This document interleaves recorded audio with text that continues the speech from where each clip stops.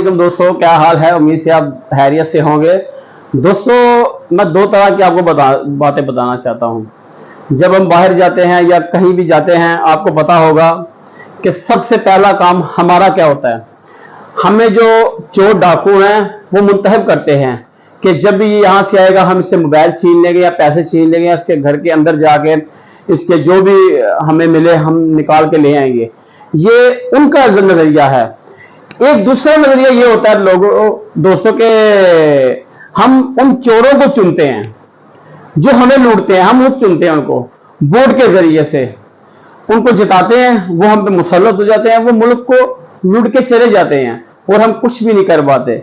अब कहां पे गवर्नमेंट, कहां पे कुछ, क्या ये कानून है? ये तो जंगल का कानून है मेरे दोस्तों। आपने देखा होगा कि इस इलाके में कि जिस मर्जी इलाके में चले जाए चोर दंदनाते पे रहे हैं। 15 पे भी कॉल चली जाती है, वो लिख भी लेते हैं, सिर्फ नाम का लिखते हैं, उस पर कार्रवाई नहीं हो पाती जिस मर्जी इलाके में है।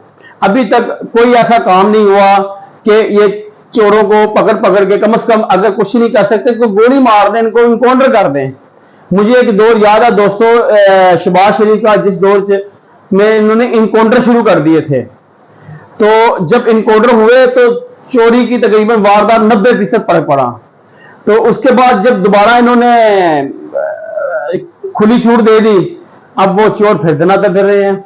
हर इलाके में जहां मर्जी जो भी SHO जिसका इलाका है वहां पे विजिट करे, आप देखिए कि वहां पे चोरियां कैसे हो रही हैं। ऊपर से हमें सियासतदान हमारे पैसे चोरी कर रहे हैं और बोझ हम पे डालते हैं, और नीचे से जो है वो डकैत चोर हमें हमारी चीजें उठा के ले जाते हैं, हम कुछ नहीं करते। ये दोनों कानून एक ही है, चोरों का कुछ भी नहीं लगाया जा सकता। आपने देखा होगा कि वो गन पॉइंट पे सब कुछ छीन लेते हैं, हम कुछ नहीं कर पाते। अगर थाने चले जाते हैं तो वो उनको भी ये सोच होती है अब कहां से इसको पकड़ेंगे, वो सिर्फ फॉर्मेलिटी पूरी करते हैं और लिखने के बाद सारा कोई फॉर्मेलिटी ठीक है जी हम जब पकड़ेंगे आपको बता देंगे।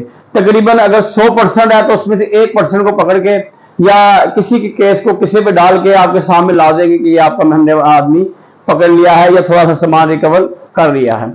मेरे दोस्तों, ऐसा नहीं है। अगर हम ईमानदार लोगों को चुनेंगे, चाहे जिस मर्जी पार्टी का हो, ये ना देखें इलाके का, देखें पूरे यूनिट का, देखें आप देखें कि यार इसका किरदार कैसा रहा है।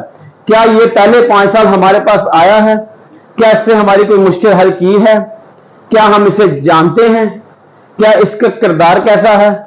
जब ये वजीर मशीर या जो भी जीता था इसके बाद जाते थे, इसका किरदार क्या था? आप इस चीज को मद्देनजर रखें और इन चोरों से जो जान छुड़ाएं, तो ऐसे लोगों को मुंतखब करें जो ईमानदार हो। आप ही में से बाहर आएंगे। लोग ये मायूस हो चुके हैं कि पता नहीं कुछ नहीं होने वाला इस मुल्क का। क्यों कुछ नहीं होने वाला? अगर हम चाहें तो बड़ा कुछ हो सकता है, क्योंकि अवाम के हाथ में होता है ये चीज। ठीक है, ये दादली भी कर लेते हैं, चोरी भी कर लेते हैं, सब कुछ कर लेते हैं, लेकिन मेरे दोस्तों अगर हम आज आराम से बैठ गए और इनको सब कुछ करने दिया तो मुझे लगता है कि हम 1.5 लाख का फी आदमी कष्ट जो है वो मकरूज है, तो ये हमारे मकान तक बेच के खा जाएंगे। आपने बिलों में टैक्स देखा? क्या उसका कोई हिसाब है बिलों का? नहीं मेरे दोस्तों, बिलों का कोई आज तक हिसाब नहीं दे सका। उसमें कौन कौन से टैक्स लागू हैं, और गैस का जो है उसमें कौन कौन से टैक्स लागू है। 150 की चीनी हो चुकी है, आप बाहर जाएं 600 से ऊपर फिर घी हो गया है, 700 तक मुर्गी चली गई। हर गरीब कहां जाए? मेरे दोस्तों, इन्हीं गरीबों ने ही इनकलाब लाना है, इनको वोट के जरिए शिकस्त देनी है। लेकिन हम एक गुलामी जो हमारे ज़हन में बैठ गई है ना कि फलाने को हम जानते हैं उसको ही वोट देंगे, ये जागीरदारी है। ये ताकतवर कभी नहीं चाहेंगे कि अवाम में शऊर आए।